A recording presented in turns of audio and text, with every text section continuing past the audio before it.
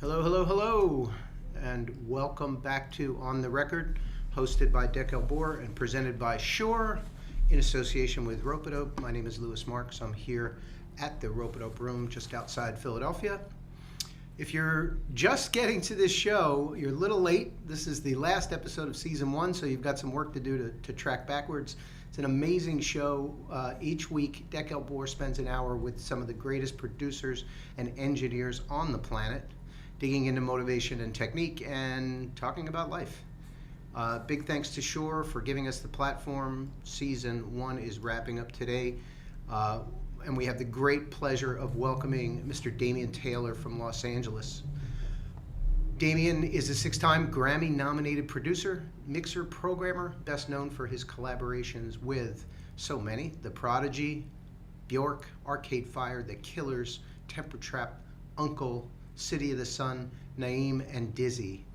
In addition to his work as a producer and mixer, Damian is increasingly tapped as a songwriter, recently working with Jon Batiste and many more.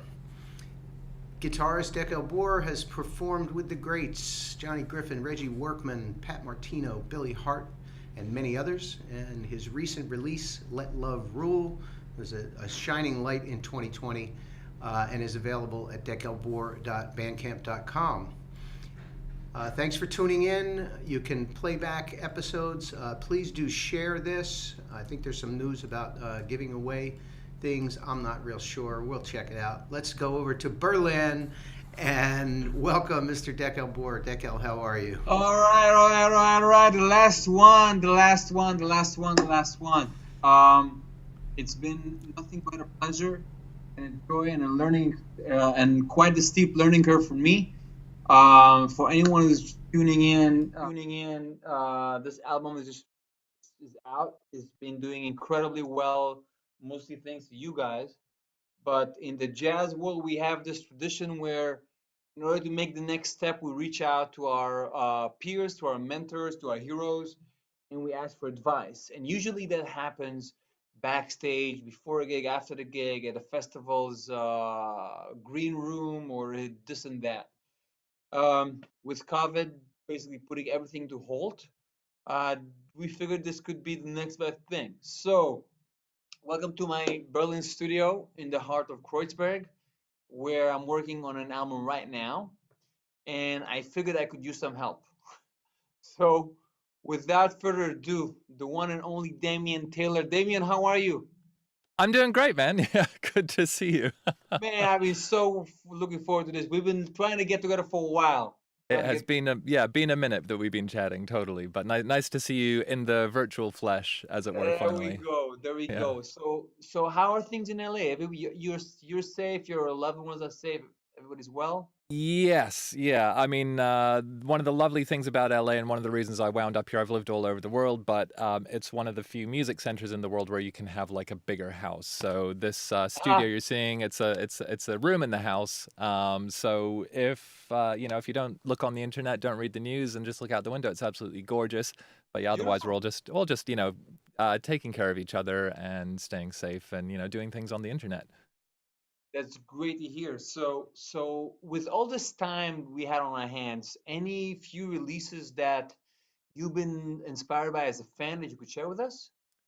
Oh my god! What I've been listening to mostly is actually Beretta, who's a member of a band called the Glitch Mob. They Hmm. pioneered like a kind of a slower, very heavy duty electronic sound. He curates this ambient playlist and just adds to it every week.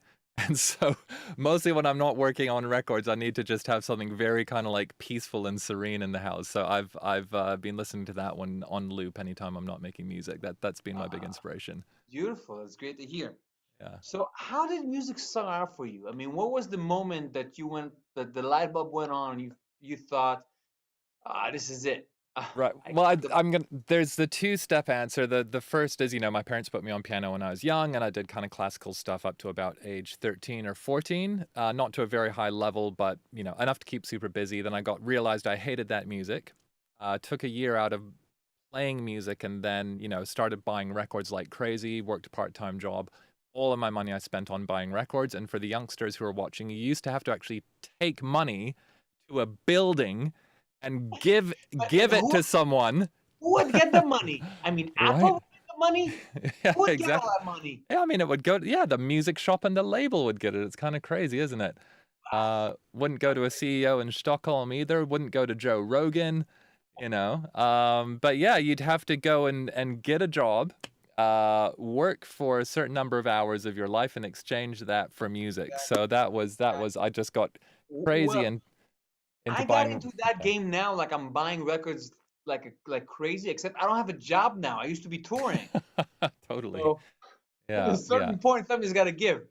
But any few albums that you remember from those times that you were like, I mean, for going to me, yeah, school? when I was like a teenager, I'm in my early 40s, so I was basically lucky to be a teenager when like grunge happened. So it was basically for me like the golden era of hip hop. For me, the preeminent artists were like Public Enemy. Fear of a Black Planet was a massive influence on me when I was 11 or Absolutely. 12. And then that one rolling over through like Primal Scream, Screamadelica. So Andrew Weatherall is like a profound influence on me. And then into kind of crazy guitar bands. So a little bit of like, Smashing Pumpkins were huge for me. But then I got into like more of the kind of weird British bands that were doing like super trippy stuff. And then that dovetailed into discovering Warp Records and Mowax. So a combination of sampling and kind of music tech. And that's when I really dove more deeply into technology with music. And at that point, were you combining synths with electronics, with your piano skills, with, I mean, what was it like? Well, I mean, the full disclosure, I only did piano for a few years and I played trumpet for a bit. But basically, so this was pre-internet as well. So, but when I was at high school, the last couple of years of high school, my parents actually moved to Saudi Arabia. I was living in New Zealand at the time. Wow, So I moved to wow, wow. Auckland and I was living in the basement of this elderly couple to go to this one school. And so basically, all I did was listen to records. And a good friend of mine, that's when I started playing bass as well. So then there's a friend of mine at school, he played drums. He was an amazing drummer. And at some point, he told me there's a thing called a 4-track. And I'd never heard of recording before. So started looking in the classified section in the newspaper, and basically sold my mountain bike and bought a 4-track. But the thing that happened in parallel was I went to visit my parents in Saudi Arabia. When I'd see you're them. looking back at it now, Yeah. would the mountain bike take you further in life or the Oh, four no track? way, man. The 4-track all the way. I Unless you're going had to go literally for or that one. metaphorically. Yeah, I yeah. had to go for that one. Yeah. But it's fun. I mean, I spent like 2 years saving up for that mountain bike as well. It was like my dream kind of mountain bike, but figured it out. But yeah, I mean, going back to your first question, it was around that time that I actually realized, like, I was reading credits and going, oh, there are actually people who make records. And I got realized I was like more and more into like how records sounded and felt. And then I'd start seeing like some of the similar names cropping up on different records I like. That would have been like, Butch Vig or Flood or whatever were kind of the main ones at the time. Not that I couldn't afford a huge amount of records, but just started seeing like, oh, there's actually people who work on these different things, and that person did that record, and you can kind of feel there's a thread that connects them, even though the bands themselves are really different. So that was really exciting. But yeah, I didn't get into actual music technology until a few years later after I'd had the 4-track. I started doing an audio engineering degree part-time in Auckland. So that was like 2 nights a week. And then I waited on tables 5 nights a week, Wow. and bought an Amiga 500 where you could get like an 8-bit sampler card. And learn to program in hexadecimal on like Octamed, which is a tracker program. So for anyone who doesn't know, that's like you just have these columns of numbers that go and scroll down the screen, and you poke these codes into that, and you'd use it to program music for video games. Um, but yeah, and then, again, this is where we have to say like it's such an incredible time to make music, because if you can buy a laptop and like a copy of Ableton Live or something, you have these phenomenal tools. Whereas, Absolutely. I don't know how old you are, but like, saving it going, oh my God, I want a sampler. Okay, that's like $3,000. I'm going to save up for another kind of like 9 months or get a summer job. And then you need a mixer. But you know So, that even if you're not into Ableton, you want to be a singer-songwriter and you want to mhm, change the world with your songs. I mean, there are people like Sufjan Stevens that record everything in their own living room mhm, with an M box and a 58. I mean, the whole totally. album on a 58. Yeah. And I just had I just heard one of the best acoustic guitar sounds on a 58 from someone that had like, I mean, it was like a native instrument, $70 sort of. I mean, it's really unbelievable. Yeah. No, it's incredible what you can do with just like time and really thinking about stuff and microphone placement. You know, Yeah. it's like the microphone placement is like a far bigger differentiator probably in any aspect of your sound right now, and just, you know, taking the time to listen to where things are pointing and making sure your instrument's good and your performance is good, you can achieve so much. Absolutely, absolutely. So, what was the next step when you, the next step for you from going to Oakland to The going to big step was, you know, I realized very early on I wanted to move to London. My parents are British, so I had the passport. So basically, when I was 19, I packed up my little suitcase and, you know, stayed with an old friend of my mum's for a month, got a job in a pizza restaurant, and just sent out CVs to every studio in London. And one guy got back to me who had a studio in his living room in Brixton. So I got you know, got a room in a flat share in Brixton, which was rad, and just started working in this guy's living room basically. And he, you know, I'd actually been working at a studio in New Zealand before that for a year that did audio post and music for ads. So that was kind of great. I wound up getting actually 2 separate jobs in post, just like as a runner in the studio. But that was nice to see like a professional environment, and that was also my first exposure. Actually, not my first exposure, my second exposure to Pro Tools, but a chance to get more immersed in Pro Tools. So this was around 97, 98. And then, yeah, the guy in London, who was actually a French guy called Dominique Brett, he had a studio called Wolf Studios. And it was like, you know, advertised in the back of Sound on Sound magazine, £15 an hour or something like that. So you just get anything through the door. So he hired me ostensibly to be a T-boy. But 2 hours into the first day there, he just looked at me and shrugged and left the room. So basically, he was just really bored. So it wound up actually being one of those really old school studio situations where it's like you're the house engineer and you engineer everything that comes through the door. And it can be a gospel band, it could be a jazz band, it could be like a singer from I would Eritrea. think that these kind of situations, I would think that you learn some kind of chops that you could not get anywhere else. Yeah. And and also I think just being exposed to so many different kinds of people and ways of working and saying, okay, we have one day, so how do you get on someone's wavelength straight away? You know, and you know, it wasn't like I was terribly experienced at the time either, but it was all attitude and yeah, like I think the biggest thing that I really learned there was learning to listen the way that my clients were listening. So, you know, if there's what does that mean for you?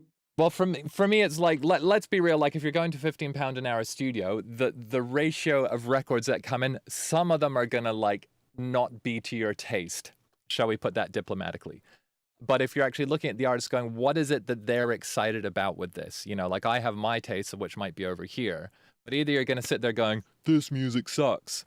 Do you know what I mean? Which is not a vibe. You're gonna be going, like, how are they listening to it? Why are they excited about it? What are they keying into? What is it for them that makes this music meaningful? So I really focused on that.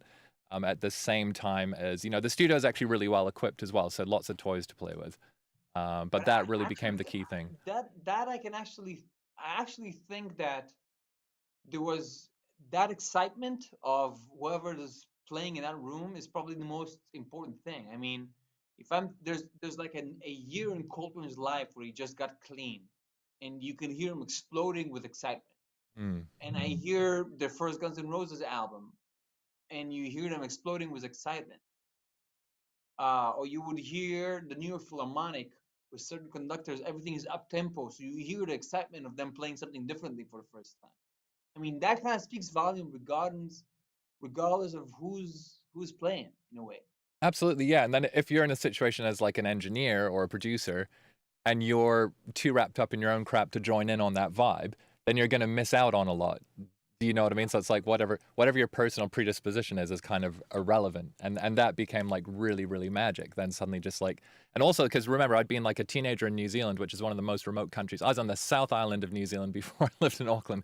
So just like, oh my God, there's like a Latin group and the singers from Chile and the producers from Argentina. And then, like I said, like, I actually have to tell you about this one album. There is an Eritrean singer and his producer, and the producer had one of those little Yamaha QY70. It was like a VHS all-in-one kind of sequencer and sound module. And they brought in one 8-at tape. I think they had like 2 hours. So they spent the first hour, put the 8-at in record, and basically like played these songs back to back. And then the next hour, the singer went into the booth and recorded the whole album in one take without stopping. You know what I mean? But like such a vibe. And anyway, you know, then you'd have like the bizarre drum and bass groups coming in from London. So it was a really exciting time, just largely for the exposure to all this other. So one day Björk comes in after just doing Homogenic, and she wants to do Vespertine, and that 15 Almost, minutes an actually, like hour. literally Right? almost. So yeah, I'd been there for a year and was actually starting to go like, oh my gosh, I need to like get into some of these other studios in London, and how am I going to do it? So I was trying to figure it out. And the long story short is there's a producer, songwriter, absolute genius dude called Guy Sigsworth. And Of he course. had produced an album for a band called Mandalay, I think. And the engineer had come into that studio because someone knew someone on the studio. So he got brought in as a freelance engineer, which is amazing for me because I think there's 2 freelance engineers that came in the whole time.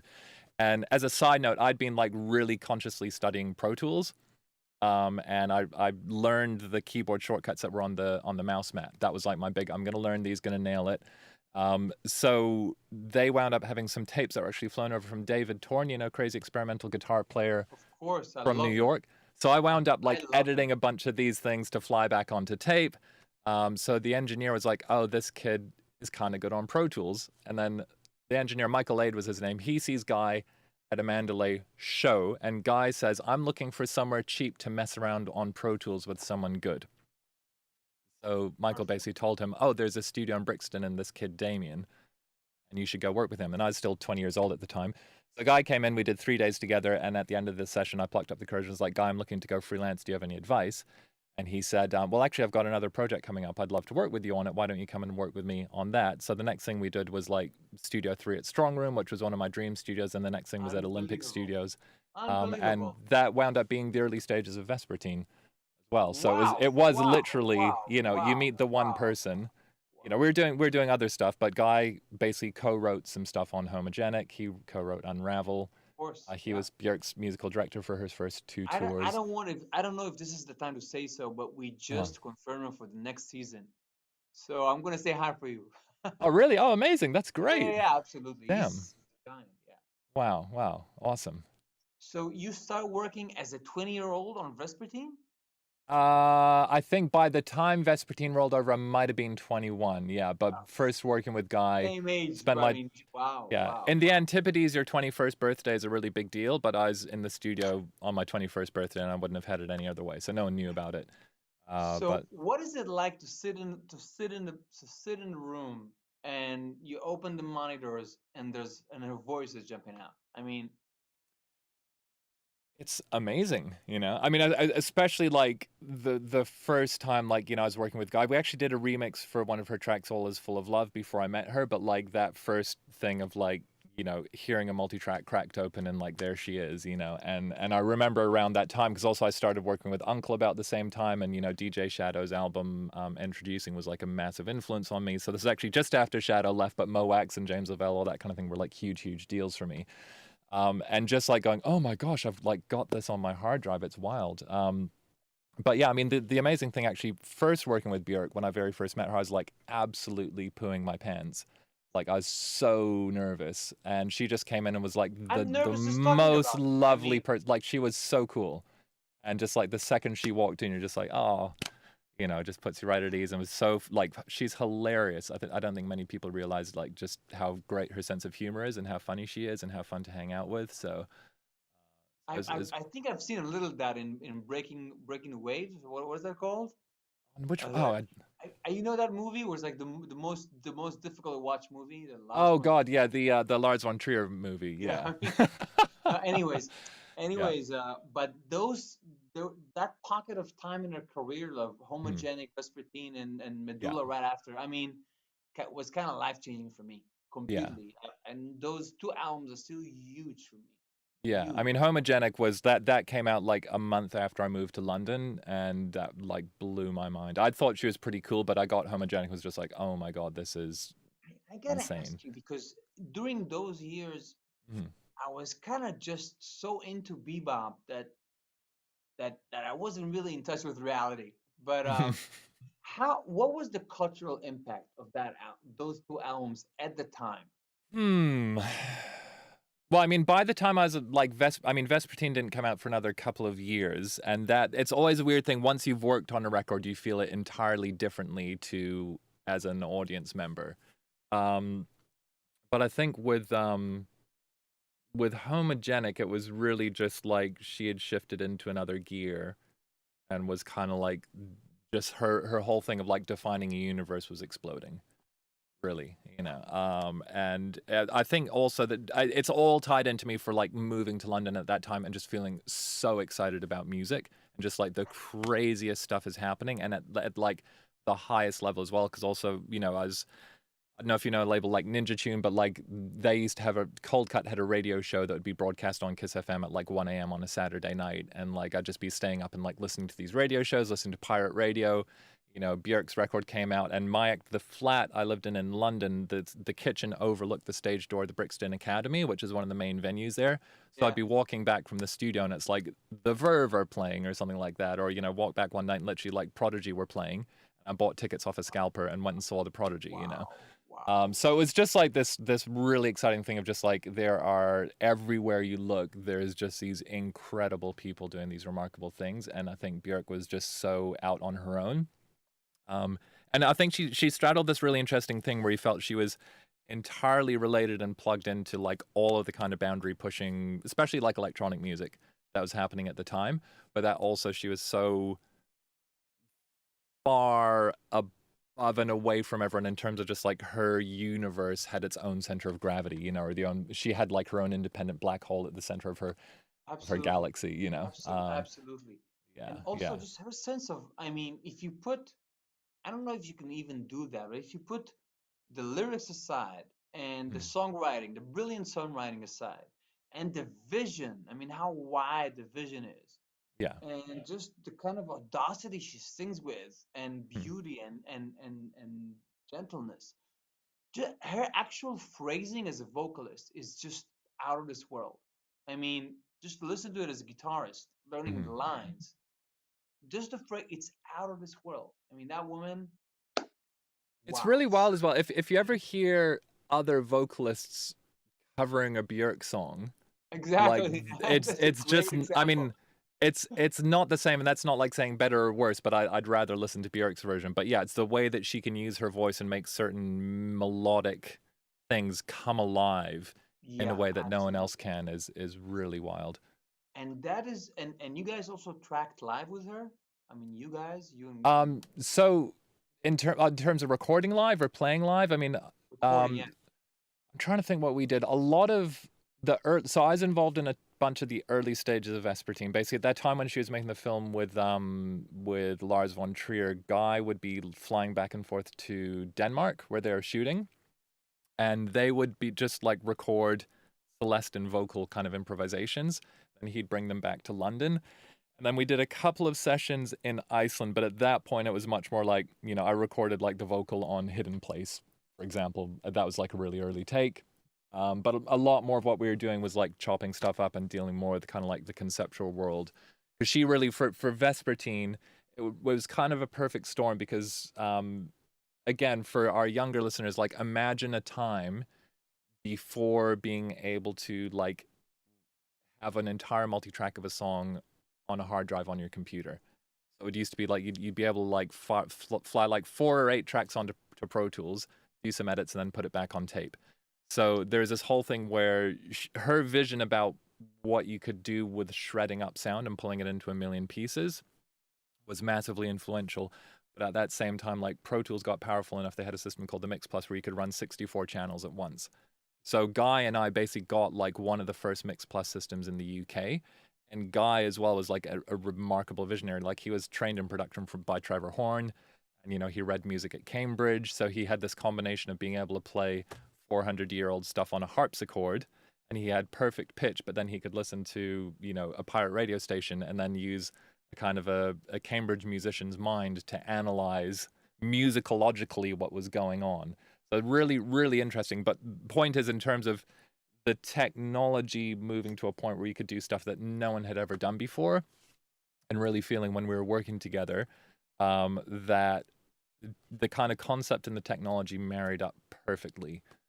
So we were doing stuff where it was literally just like drawing individual oscillations of waveforms onto a blank Wow. timeline, and then taking other things that were like full recordings and pulling them into individual pieces and, creating just the wildest, choppiest stuff as well. And then Mark Bell from LFO, who passed away, sadly, a number of years ago, but he was in another room on one of the sessions we did there with Valgeir Sigurdsson. So he was like a pioneer of kind of like a rave. He was basically the first artist to blow up on Warp Records. And his whole approach to how to make music, like he couldn't tell you what a note was, no musical training, but was just like, I can kind of make these crazy noises with these machines. So, a little bit of everything mashed together. I gotta ask you an old school jazz question. Like, okay. I kind of came up in the documentary world where you go to the studio for a day or 2 days and you kind of play. And that's it. And then you mix it more extensively or less extensively. How long is the process you just described, from working at those stands and cells of sound and flying back and forth, and there's a guy in the other room? I mean, how long is a process like this? I mean, we can answer it a whole bunch of ways. And in a Björk world, her records tend to take about 1.5 years to make. She's kind of writing them at the same time. But from the early stages that I was working on Vespertine, it didn't come out for another 2 years, and she did like a lot more work on it. So, when you get into her world, it's also like the kind of journey of how a record unfolds is very important. So she has her initial ideas or concepts. And then there's a lot of just like, I think she kind of wakes up in the middle of the night and is like, we should fly to Greenland and get a choir, or we should go find an Italian arranger or something like that. So, and I didn't work top to bottom on Vespertine. I worked top to bottom on Volta and Biophilia. And that whole like adventure that she has making a record is really incredible. So, especially on Volta, on Biophilia, they said they wanted me to do the whole record, but on Volta, it was just like, I'd get a call and they'd say like, hey, can you come to New York tomorrow for a week? And then you go there and then you're there, and 5 days into it, she's like, let's go to Jamaica for a month. And then you just like go to Jamaica, and it was like this wild kind of And what will you do journey. in Jamaica for a month? I mean, she just wanted to, set up and edit, listen, write. She'd fly people in to kind of mess around and play with stuff. And my role with her was, Björk's her own producer, her own visionary, but she likes to collaborate with a ton of people. But so I was kind of like her sidekick. In other words, I'd go with her into all these different situations. So, on Volta, on one hand, we did, there's a song, I can't remember the name of it. It's all just like recorded live vocals and horns that was recorded in New York. And she wrote that like on a piano, and we had my friend Matt Robertson do the arrangement and or transcribe it for horns. And then there's other songs where, we had a studio for 2 weeks in New York with Timbaland, but it only wound up that her and Timbaland got in the studio for like 45 minutes on 2 days, and they just hit record, and then she'd take it away and edit it for like 4 months or something like that, and write it and turn it into a song. So it's really like any way you could imagine they could be put together. But overall, like not exclusively the kinds of records I make, because I do a lot of stuff with bands and actual like performance-based musicians as well. Yeah. But a lot of it is kind of a certain amount of let's have a plan, but the plan is much more like let's try something next and then see what it kind of unfolds, and then it tends to trigger an idea of maybe we should go here and record this person, and or we'll book a day in a studio over there and we'll get these people in, but until then we'll be kind of programming and creating these frameworks, and then leave enough room for spontaneity in the recording. I have a naive question. In a process that is this extensive, for lack of a better word, how do you choose? I mean, there's just so many details, like Volta. How do you choose a take? I mean, every little thing can be a take. There's just so many variables and so many pieces of. Yeah, well, I mean, on that side, we'll answer it in 2 phases as well. So, Björk operates Pro Tools and everything, and she pretty much she likes to comp herself and kind of mess around with that kind of stuff. So she'll comp herself, but with other artists, when I'm working with that, I tend to, once we know that we're going into like what I call like a capture phase, which is just like you say yes to everything and throw as many things as possible into the computer, then I'll like to go off onto a kind of an editing phase. But it's always, comping and stuff is very straightforward. It can be time consuming, but it's really like what's the most compelling or the most emotionally kind of inspired or the most emotionally engaging performance. That also kind of serves a song like melodically or kind of brings out the most in a melody. in parallel to all this, when I was going up back to early days, like I wound up being a silent member of UNKLE for a number of years, Yeah. and making those records was like, James Ovell coming in with a stack of records. And you spoke with Rich File, obviously, so me Yeah, and Rich were, was fantastic. yeah, Rich is amazing. So I basically was a silent member with that incarnation of UNKLE.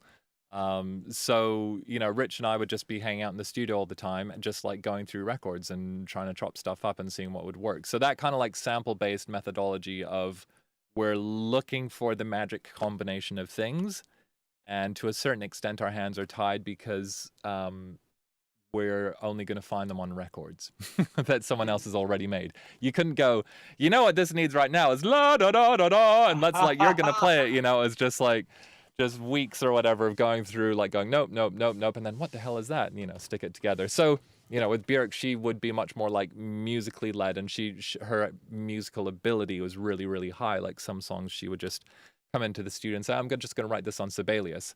And she'd literally just click notes onto a stave and like write out a whole song, because she has those kinds of chops. And then other things, she'd be like, I don't ever want to even see like a MIDI keyboard. It's like Biophilia in particular was her just wanting to do something entirely different. Yeah, so and also that led, Medulla, I thought was brilliant in that way. yeah. She So was. yeah, and that again, like she just has a concept, and it's like, let's just, and I think, I can't say this for sure, but I think part of the thing with Medulla was like she just couldn't be bothered with another sampler or synthesizer. So it was like, well, let's do it all with vocals. But then she still applied like the kind of electronic headspace of we're going to take all these things and like manipulate them and mess also them up. expansiveness of vision. Yeah, Absolutely. totally. But it's a funny thing with vision. Have you ever seen, there's like this Alan Watts talk about, it's like the unbleached silk and the uncarved block, and it's a discussion about the difference between kind of the Western art and aesthetic philosophies and Eastern art aesthetics and philosophies, which tends to be like the Western art in general, you could say, is typified by like Michelangelo, which is saying there's a block of marble and there's a sculpture in there, and I'm going to break the marble until my vision is left, and that's totally cool. Whereas like the Eastern thing, you could say, oh my God, here's an absolutely beautiful stone. Let's build everything around this thing and like make it even more beautiful and more natural. So it's like the kind of thing where you interact with the process and let the process be your collaborator, not just your own ideas, and then try and force the process to conform to that. Well, I actually believe that jazz kind of forces you to do both at the same time. Like there's going to be a structure, and then you have to adhere to it, and you have to respect it, and you have to see what you can do to add to it. You cannot just, but at the same token, you're also expected to rebel against whatever is the structure or whatever was the generation before you, or the language itself, or just or just. I guess obviously you have so much of a response to the people you're playing with in real time, right? It's all about like the actual real time response to things that are happening, and listening is as important as what you're conveying yourself. Would that be fair? Absolutely. Yeah. So, I mean, it's fun. It only works if the drummer does his own thing at the same time, and they intuitively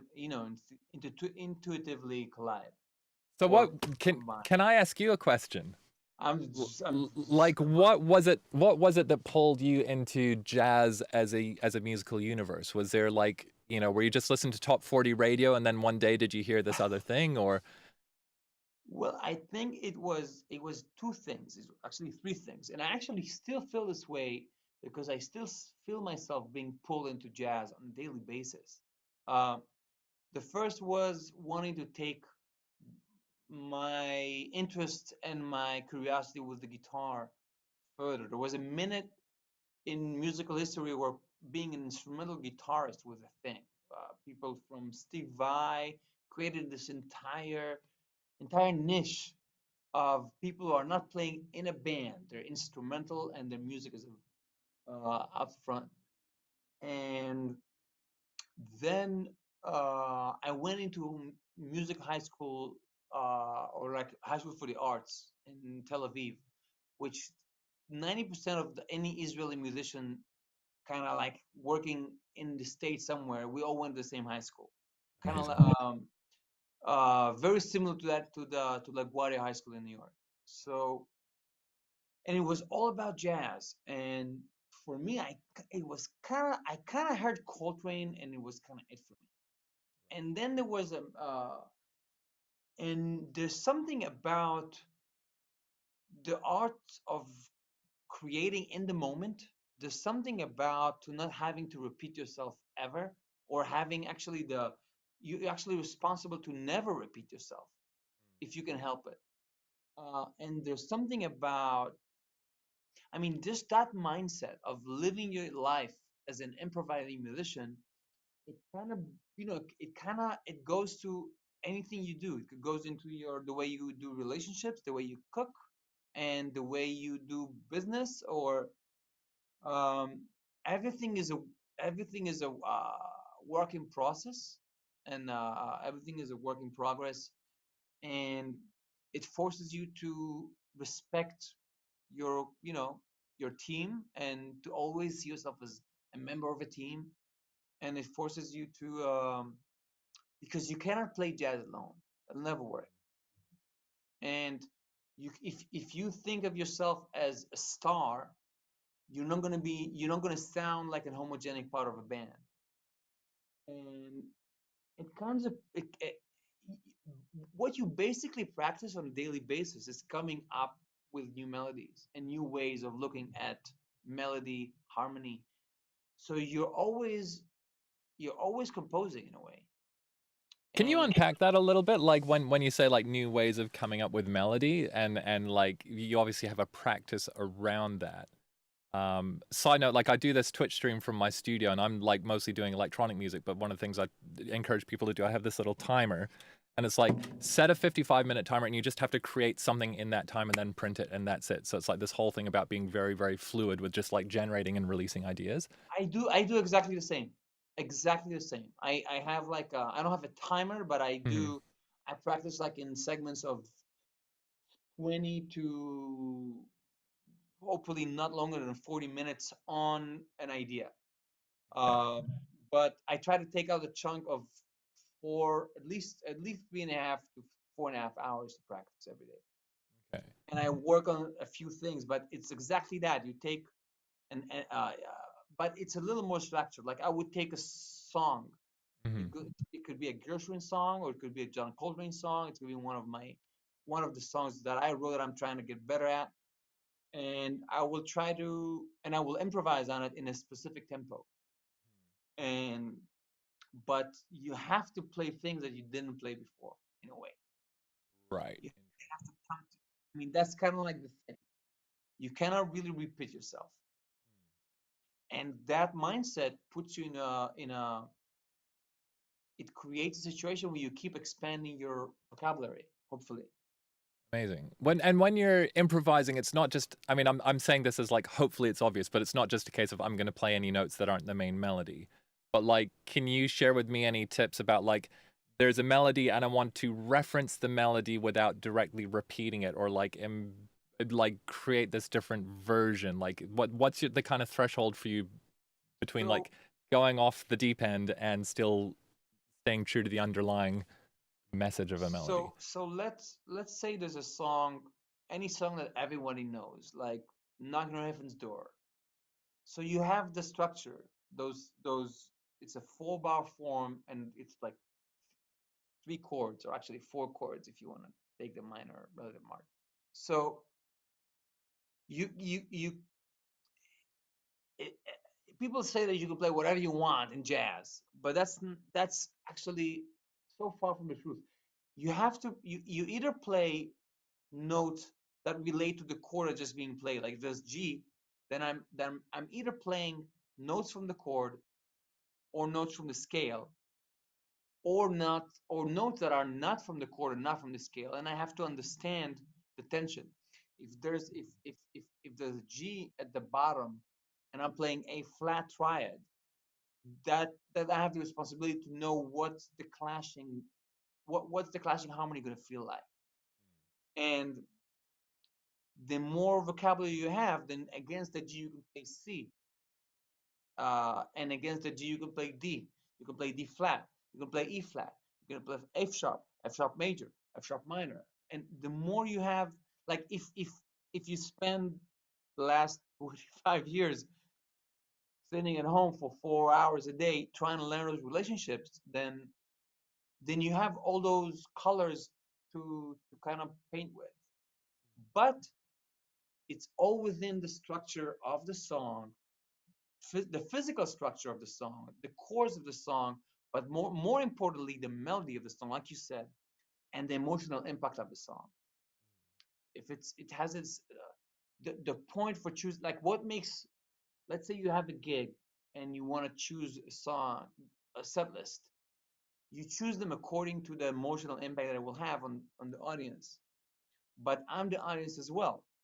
I mean, as I'm improvising, there's a little fan in me who likes to hear music a certain way, and I kind of close my eyes and I'm trying to play the things that I would love to hear the most, just as a listener.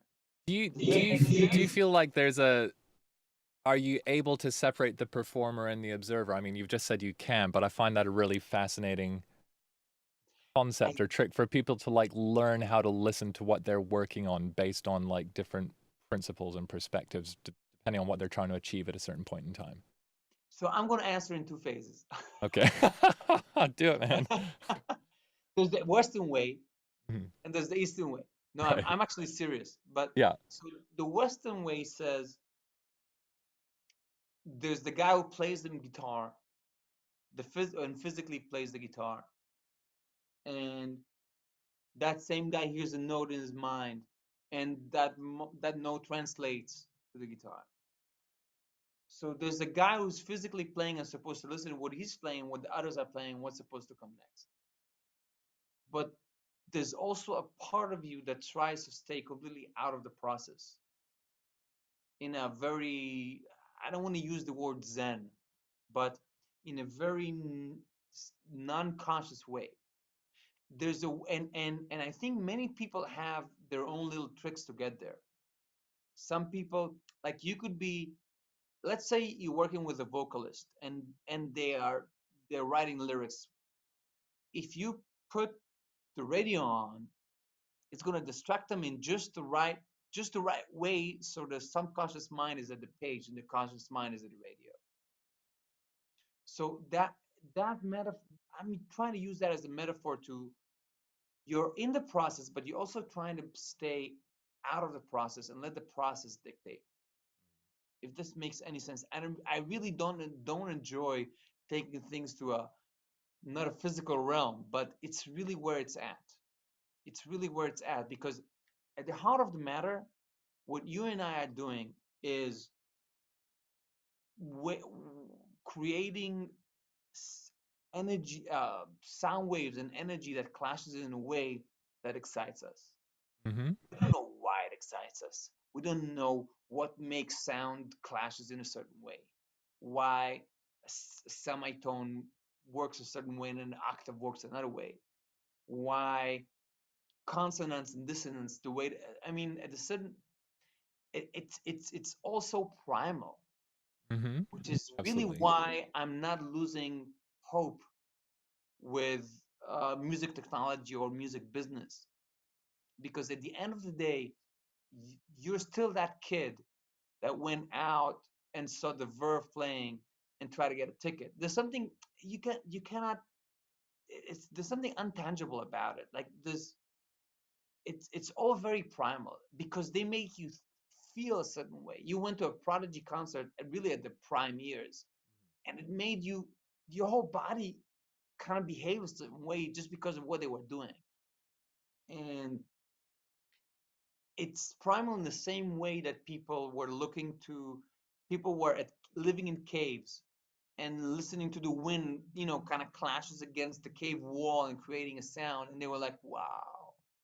I love that you brought that up because actually I came across a scientific paper yesterday. I did some random Googling, and it was basically an actual scientific paper talking about. I was looking for something about. I'd read an article years ago about changes in frequency across time being linked with more emotional music.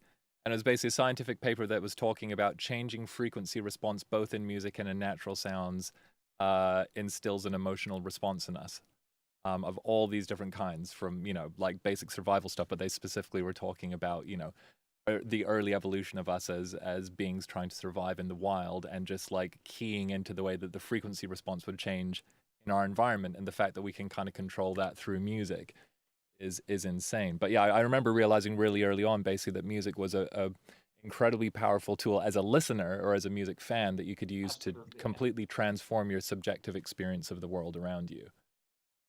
So I'm totally with that, except that I don't relate to the word control as much as I get participate, because I can Mhm. imagine you in the studio. It could be with the Killers, or it could be with Björk, and you don't really control the magic. Oh, You I mean much participate. more as a listener, like as a music fan, you go like, oh, I'm going to Yeah. put on an Ah, yeah, Autechre yeah, record and go for a drive, and now every line out now it looks like I'm driving in Mars. But yes, I've learned early on that there's some kind of trope out there about producers being like Phil Spector with a gun on the console, and that Oh, producer yeah, is someone yeah, who's going to tell you what you have to do, and it's absolutely like, at least if anyone's working with me, it's not the case at all. It's much more like, I'm going to help you achieve the thing it is you want to as directly as possible. But yeah, almost any artist who's like incredible is not waiting for someone to tell them what to do, you know. I was actually listening to All Things Must Pass today, Hmm. and that's a Spectre production. And really cannot imagine that guy in the room with all those people singing Hare Krishna. It's Krishna Krishna. You know what I mean? With the hairdo and the dogs. I mean, I just cannot imagine it. But I think in film they uh, would call that a character arc, right? absolutely. So Yeah. I want to ask you about two other bands that are huge for me. I mean, the Mhm. first is the Killers. I Mhm. remember the first time I heard the Killers, and again, at the time that they broke out, I was just such a jazz snob that, but I remember the impact. I remember the first time I heard it, I think it was Mr. Brightside. And the first thing was the drummer. I mean, who's that drummer? It's unbelievable. Mhm. And then just the impact that they had and this forward motion, and it's really unbelievable. So what was the process like for you with them? I mean, it's completely different. Oh, that's a really interesting one. I mean, it's funny because I worked with them, I think around 2012 on a record called Battleborn, and that was pretty much just after I finished like a 6-year full-time run with Björk. Because basically my kids were really young at the time, and she was starting another project, and it wound up being like, okay, I don't think I can be on call for another, 2 years or something like that. But it was funny because I'd spent so much time with Björk, where like, oh, we're going to like get a Faraday cage built with like a Tesla coil, like that became normal. So then going in and working with the Killers, I was actually telling my friends, I was like, it's crazy. They have like these pieces of it's wood, right? it's like a And you guitar stretch a amp. piece of metal across it. Yeah. And then if you press your finger there, the note changes. It's crazy. So, yes. And they have these cylinders that you stack up, and all you have to do is hit it, and it goes boom. So Wow, so that was wow. kind of trippy, but I mean, it's interesting. A lot of stuff with band things, not always, but often is, especially more successful bands, a lot of it is just kind of much more of how do we navigate the personalities and what's going on at this point in time and try to bring people together to get a result. And it was a little bit challenging because they were just pulling different people in and out of the process the whole time. So that was also, I think, for me, the first record I worked on where there was kind of a revolving door of people coming in and out, But including myself. let's set politics aside for a second. Let's talk Yeah. about just the sound. I mean, you guys Well, were, I'm but assuming, are that they tracking live? but that's exactly what I'm trying to say. So you're working on a record with someone. Everyone's on the same page. This is what we're doing, and then the session finishes. Okay, we'll carry on next time we come back. Ah, You I see come where you're back, you know. Oh, Steve recorded these drums, and now it doesn't sound as exciting. Well, can we re-record the drums? No. going. Do you know what I mean? Steve says he fixed all these mistakes, but then you go through and you realize like there's no energy. So it's not there. It was just literally like the continuity that you normally have in your relationship and guiding a creative project was just more broken up. So once I kind of realized like we're just gonna roll with it, it was fine. Um, and there's very, very interesting situation where actually getting them to play together was very difficult. Um, this sounds a little bit weird. So No, I there's a song understand. on there called what's it called? It's got a whoa, whoa, whoa, whoa, whoa, whoa, whoa, whoa kind of vocal on there. Anyway, I landed in Vegas in the morning. I'd wake up at like 3 a.m. to fly from Montreal to get the early flight, land in Vegas in time. I'm waiting to like pick up my rental car, and their manager phones me up and goes, "Yo, they've got this song. It's gonna be a single. Like, just go in there and kill it." It's like, okay. And then turn up, and it's like, okay, we recorded this when we were jamming, and they didn't want to play it again, but it's like 10 BPM too slow. Oh, So that record was wild because you'd have all of these recordings which weren't actually the ideal performance of the song, and you're trying to like shoehorn them into the right situation. Not all of them, but it was this really, really weird thing where they kind of wanted to move forward and things were moving forward, but the lead single off that I think was a song called Runaways, yeah. and the record is okay, but that had been worked on by like again different producers before. Like it was one of those records that been or tracks that had been around forever. And I remember the first time I actually heard them play it live once the whole thing was figured out. It was like, and I saw them at, I think after a show, and I said a joke. It's like, what you should do is spend a year finishing your record and then record it in one day, because they're such a good live band. Absolutely. Yeah, But yeah. so They're that was amazing that. live. Yeah. So that's kind of. I mean, just being fully transparent. Like I really enjoyed working on it. It was an amazing experience, and I feel like I did everything I could to make it as good as possible. But I wish we could have done it a little bit differently. Absolutely. I can Um, imagine there's in these situations there's just so much of it is chemistry, yeah. and sometimes the chemistry is working when it's not working. Like it's Yeah. not working for the people, it's working for the music, and vice versa. And it's just Yeah. Yeah. so I mean, the so records, the songs on that album I do love the most are kind of more the weirder, quieter ones. Like there's a song called "Be Still," which Brandon actually wrote with Daniel Lanois.